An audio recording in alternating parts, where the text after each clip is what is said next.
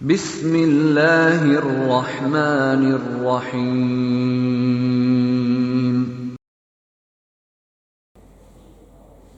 بسم اللہ الرحمن الرحیم۔ درجہ فوقانیہ کے عزیز طلباء و طالبات، آج 29ویں پارے کے سورہ ملک کی تفسیر اور ترجمہ بیان کرنا ہے،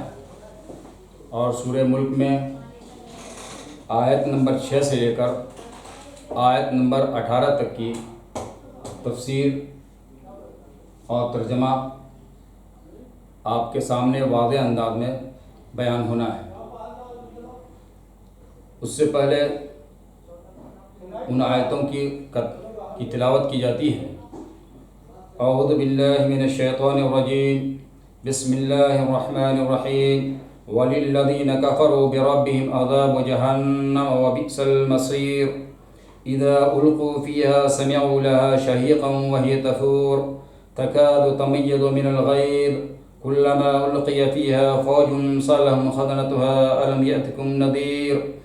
قالوا بلى قد جاءنا نذير فكذبنا وقلنا ما نزل الله من شيء إن أنتم إلا في ضلال كبير وقالوا لو كنا نسمع أو نعقل ما كنا في أصحاب السعير فاعترفوا بذنبهم فسحقا لأصحاب السعير إن الذين يخشون ربهم بالغيب لهم مغفرة وأجر كبير وَلِلَّذِينَ كَفَرُوا بِرَبِّهِمْ عَذَابُ جَهَنَّمَ، وہ لوگ جنہوں نے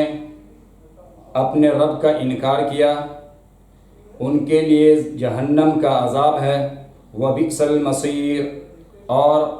وہ برا ٹھکانہ ہے۔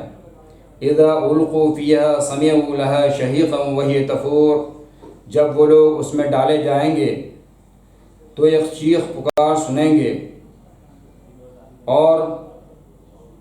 وہ جوش مار رہی ہوگی کہ قریب ہے کہ غصے کے مارے وہ پھٹ پڑے۔ جب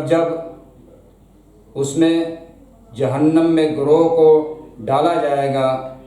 جہنم کا داروغہ ان سے پوچھے گا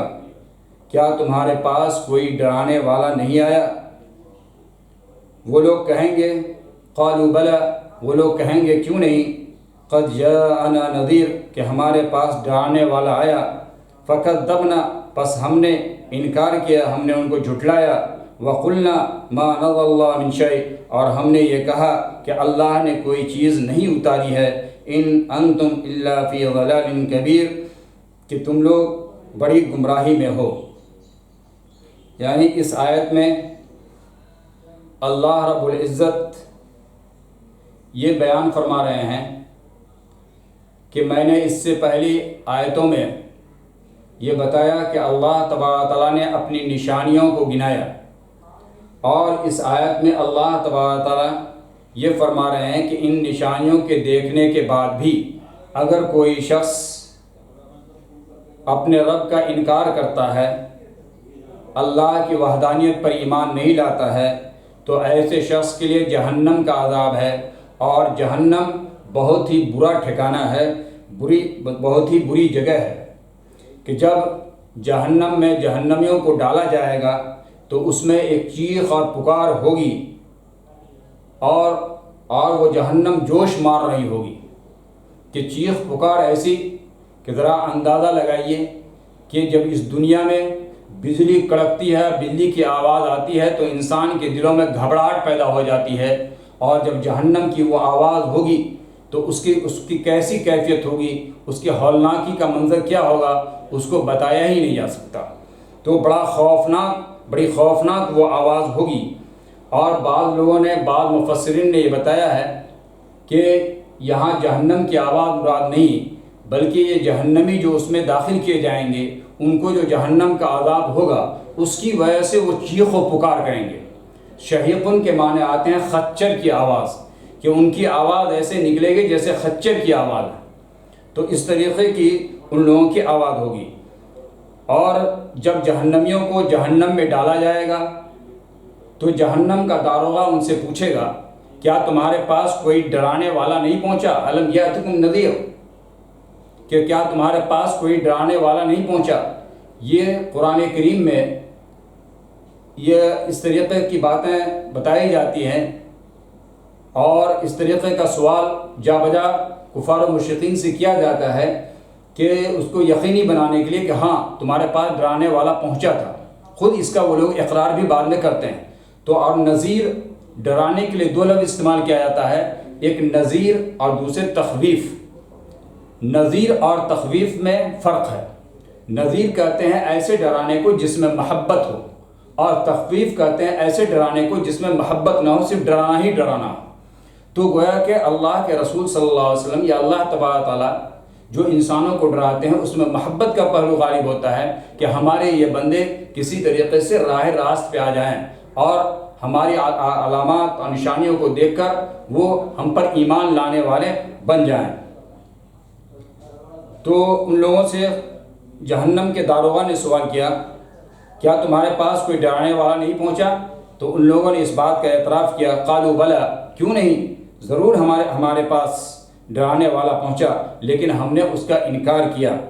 اور ہم نے یہ کہا کہ اللہ کی جانب سے کوئی چیز نازل نہیں کی، اتاری نہیں گئی ہے۔ یعنی محمد صلی اللہ علیہ وسلم جو یہ دعویٰ کرتے ہیں کہ ہمارے اوپر قرآن نازل ہوا ہے یا اللہ کا کلام ہے، یہ اللہ کا کوئی کلام وغیرہ، اللہ نے کوئی کلام کوئی چیز نہیں اتاری ہے۔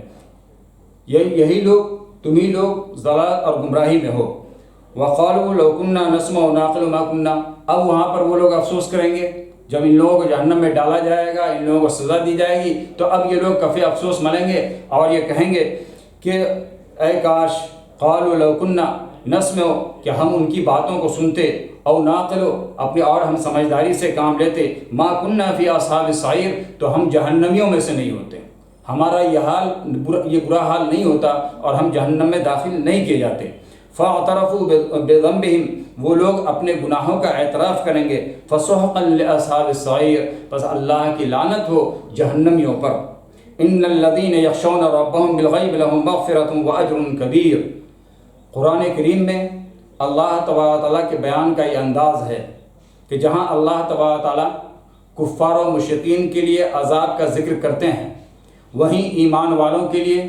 مومنین کے لیے، نیک اعمال کرنے والوں کے لیے بشارت بھی سناتے ہیں اور خوشخبریاں بھی دیتے ہیں۔ تو اوپر اللہ تبارک تعالیٰ نے کفار و مشرکین کے عذاب کا ذکر کیا، اس کے بعد والی آیت میں اللہ تبارک تعالیٰ فرماتے ہیں ان الذین یخشون ربهم بالغیب مغفرۃ واجر کبیر، کہ بے شک جو لوگ اپنے رب سے بن دیکھے ڈرتے ہیں، یعنی اپنے رب کو دیکھا نہیں، اللہ کو دیکھا نہیں، پھر بھی وہ اللہ سے ڈرنے والا ہے، تو فرمایا لہم مغفرۃ واجر کبیر، اسی کے لیے مغفرت ہے اور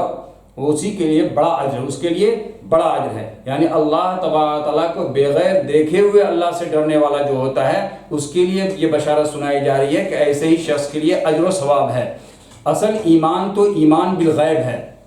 ایمان بالغیب ہے۔ یہی وجہ ہے کہ غرغرے کے وقت کا ایمان، نزا کے وقت کا ایمان معتبر نہیں ہے، کہ اس وقت جہنم اور جنت کے مناظر اس کے سامنے حاضر ہو جاتے ہیں، اس لیے اس وقت کا ایمان معتبر نہیں۔ اور جس انسان کے دل میں اللہ کا خوف آ جائے گا، اللہ کا ڈر آ جائے گا، تو وہ ایسا شخص دن کے اجالے میں بھی اللہ سے ڈرنے والا بنے گا اور راتوں کی تاریکی میں بھی اللہ سے ڈرنے والا بنے گا۔ جیسا کہ خلیفہ دوم حضرت عمر فاروق رضی اللہ تعالیٰ عنہ کے زمانے کا واقعہ ہے کہ حضرت عمر فاروق رضی اللہ تعالیٰ عنہ راتوں کو مدینے کی گلیوں میں گشت لگا رہے ہیں، ایک مکان کے پاس پہنچتے ہیں، اندر سے آواز آتی ہے، ایک بوڑھی اپنی بیٹی سے کہتی ہے بیٹی دودھ میں پانی ملا دے۔ بیٹی نے کہا کہ امی جان آپ کو معلوم ہے کہ خلیفہ دوم امیر المومنین وہ بڑے جلالی صحابی ہیں، اگر ان کو اس بات کی خبر ہو گئی کہ میں نے دودھ میں پانی ملایا ہے تو ہم دونوں کی خیریت نہیں ہے، سزا ہو جائے گی۔ ماں نے کہا بیٹی رات کے 12 بج رہے ہیں، سناٹے کا عالم ہے، بھوک کا عالم ہے، کوئی انسان تو نہیں دیکھ رہا ہے، امیر المومنین کو اس بات کی کیسے خبر ہوگی؟ وہ تو اپنی آرام گاہ میں آرام کر رہے ہوں گے، تم دودھ میں پانی ملا دو۔